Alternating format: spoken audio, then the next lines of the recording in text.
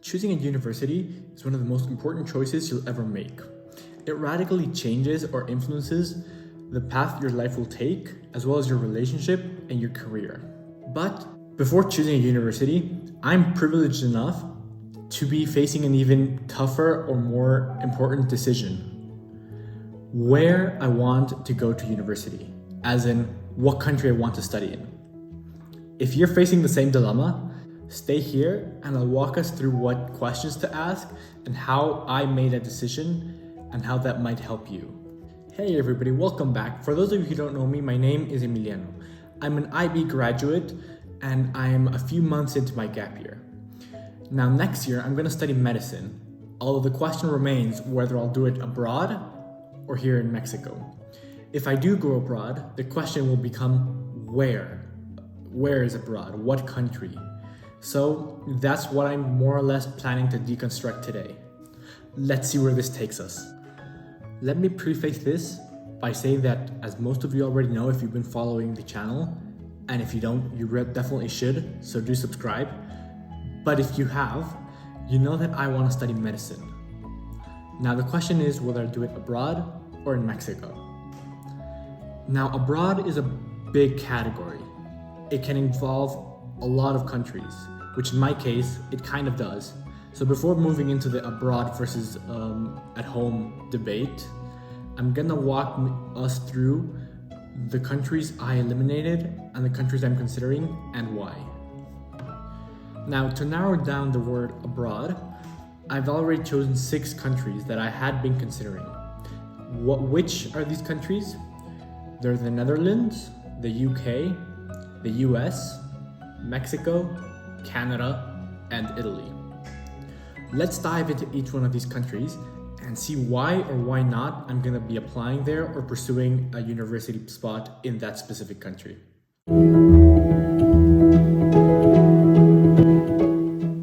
So let's start off with the first one, which is the Netherlands.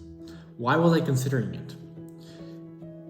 Because it has a very good university system that can also be considered as relatively cheap when compared to the rest of the world, for example, the UK. And it also isn't very expensive when compared to Mexican peso standards. It's also international friendly. And by that, I mean that all the programs are in English or mostly in English. And this was an important decision on why I ended up discarding it later. So why did I discard the Netherlands? It was actually one main thing, but it's a big problem that I don't think I could have overcome or addressed, or I just didn't feel willing to put the time into overcoming or addressing. What was it? It's the fact that even though the university course or the university program for medicine is 6 years long, the first 3 of them may be in English, but the last 3 of them are in Dutch.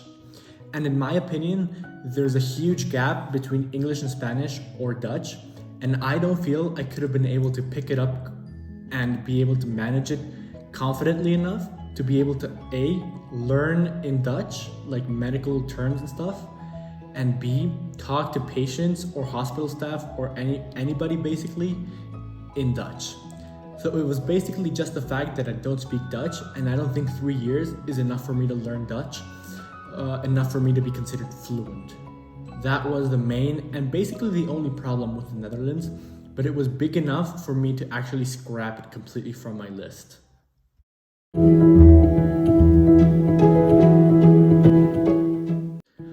So moving on to the second country on the list, the United Kingdom or UK. So why was I considering the UK? 3 main reasons.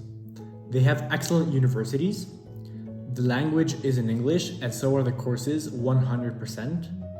And most of my friends are going to the UK to study varied subjects, but still being in the same country is a massive bonus. So why did I discard it? I discarded it because, well, my subjects just weren't good enough. And if you want to learn more about how my subjects weren't good enough and how they could have been if I had chosen differently, make sure to watch the video that I'll be putting somewhere in the corner. And yeah, that was basically it. No university would have accepted me with the subjects I took, even if my grades were good and above average.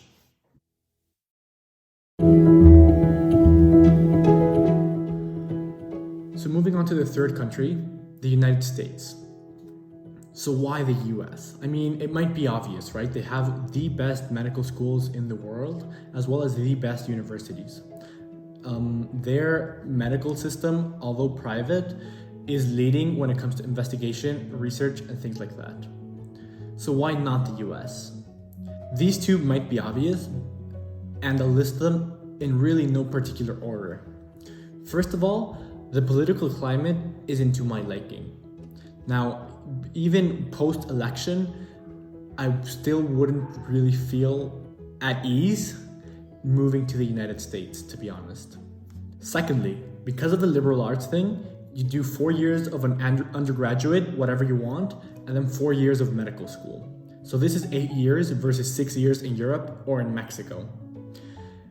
It also means that you're not really studying medicine until the last 4 years, as you can do an undergrad in whatever you want, and you still have to apply to a medical school. Which leads me to my third area of discontent, which is I would have to do an exam to get into a liberal arts college, and then another exam to get into a medical school. Versus if I just studied in Europe or in Mexico, I can take one exam and I'm in medical school immediately. So it was the combination of it being faster not in the US, and maybe it being easier to study actual medicine not in the US that made me discard the US. And finally, and maybe most importantly in my decision to discard the US, was the fact that it's very expensive and it wasn't really affordable. So those are the reasons that I discarded the US. So why or why not Mexico? Actually, I'll leave Mexico till the end, because since I'm here, it is in the contested list between home and abroad. So I'll answer that in the end. So moving on to Canada. Why Canada? I was considering Canada because it's closer to home than Europe, but it's also cheaper than the US, so it was some sort of middle ground. So why did I discard it? I discarded it because it's not very friendly towards international students. By that I mean not the Canadian people, but universities themselves. They're very protective of their international spots when it comes to careers like medicine, so they make it much harder for an international student like myself to gain a spot in a medical school than, for example, a Canadian or a national student. Right, so now let's compare the differences or the pros and cons between studying abroad and studying at home. And for the sake of this video, I'm gonna focus on myself and my preferences and what I'm looking for. And I'm gonna look at Mexico as being home and as Italy as being abroad. And you'll get to hear the whys and the why nots of each. Let's see. So first, let's look at home/Mexico. The cons of studying in Mexico are as such. The university system here isn't as good as the one in Europe, so that might mean that my education could be somewhat inferior compared to if I studied in Europe. Once I graduated, I would be trapped in the same country that is Mexico, versus if I studied in the EU or in Italy, I would be free to move around within the EU and practice wherever I wanted to. And lastly, it's the fact that I would be so far away from my friends and the friends I made in boarding school. So in reality, it's only 3 cons, but we also have to consider the magnitude of the cons. But before we do that or reach a decision, let's look at the pros of studying in Mexico. So the first pro of studying in Mexico or studying at home is that I would be very close to my family in terms of geographical distance. And by that I mean that I wouldn't have to fly 18 to 12 hours to be with them. I could just simply drive 4 or be on a plane and be at home in 2 hours. That means I could interact more with my whole family, and especially I'm thinking about my brother who's around 12 right now. And that would be a huge plus, just being able to see him and see all my family, my whole family. The second pro or positive aspect is that since I did the International Baccalaureate, or IB, and this is much more rigorous than any sort of high school curriculum or syllabus here, I would easily pass the admissions test. And once inside any university or any medical school, I might be advanced or be more knowledgeable in certain areas, for example, like biology, for a few months or even up to like a year or so. So I would find it much more easier to acclimate than if I just went into a Italian school, for example, where it might be more challenging than what we have here in Mexico. And the third and last pro is that I wouldn't have to acclimate myself to a new environment. So since I've lived in Mexico most of my life, I would find it easier to just move cities than if I moved a whole continent. And I already know what works and doesn't work here, and more or less how to like manage myself. So there'd be less of a learning curve, or less steep of a learning curve when living by myself in Mexico than living by myself in a foreign country where I'm far away from everybody I know and I would be starting from zero. So now let's talk about the pros of moving abroad or moving to Italy. First off, we have the fact that I would be living completely by myself. Something that, even though I was in boarding school, I've only done for around 10 days. So that's a pretty daunting or scary thought, or can be.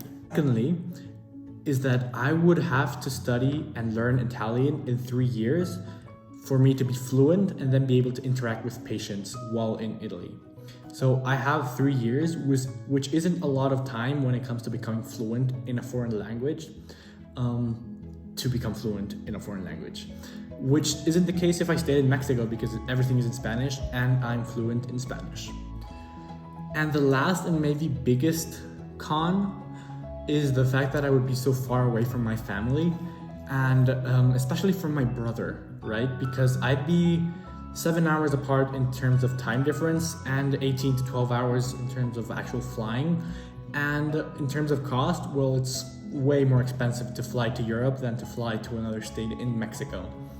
However, this con is offset by the fact that he might be going to Europe in the future to do the IB, and that I might be closer to him geographically when he's 16, 17, and 18 than when he's 13, 14, and 15, which is arguably a better age to be close to your brother and away from your parents. So that is a smooth transition into the pros of going abroad. And there's quite a few of these actually, so I think I'm starting to make a decision. Now, the pros of going to Italy are that, first of all, once I graduate, I would be able to move around Europe freely and be able to work basically wherever I want. If I stayed in Mexico and wanted to go to another country, I would have to start basically from scratch and redo loads of exams and basically waste my time doing things I already know how to do, just because I'm moving from one country to another, which isn't true for the European Union. I will learn a new language. I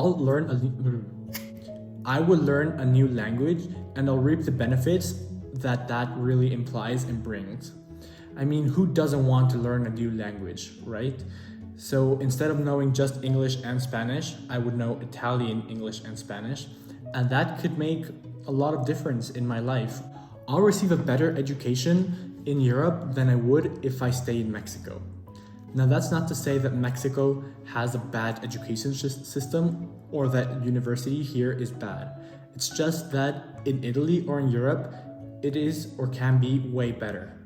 Since I'll be so isolated from my parents, I'll learn to be independent sooner, and I'll be way more independent than if they were just a phone call away without having to worry about time differences, or if I knew they could just fly over and help me fix a massive problem if it arised, which I don't think it will. To sum up everything I've said, or maybe as an extra added bonus point on the pro list, is this quote by this doctor/YouTuber Ali Abdaal, and it really summarizes more or less how I feel about leaving home. So it goes like this.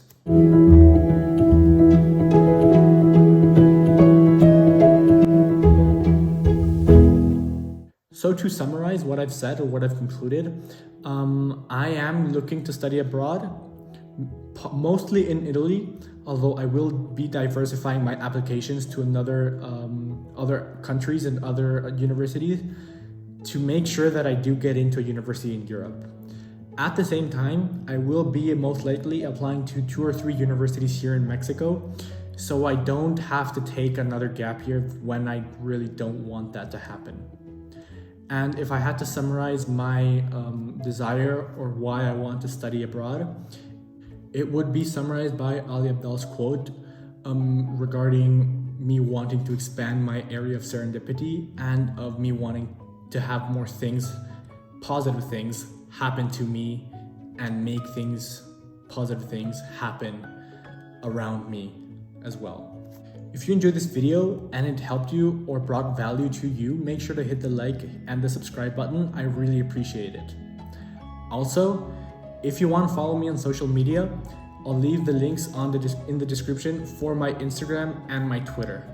I'll see you guys there, and I'm always looking forward to interacting with you there. If you're interested in more about choosing a university or anything regarding university, make sure to check out my university playlist in my channel, and yeah, you'll find a lot of more valuable content there.